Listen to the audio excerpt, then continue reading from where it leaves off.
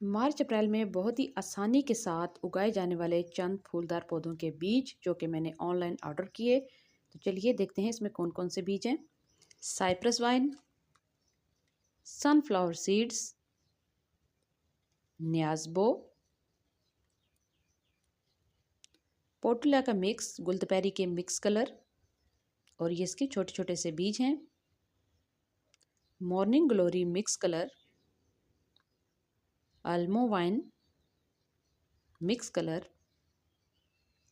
कॉककॉम, touch me not, noon flowers, butterfly pea vine, balloon vine, amaranthus flowers और vinca के mix colours. 4 o'clock mix,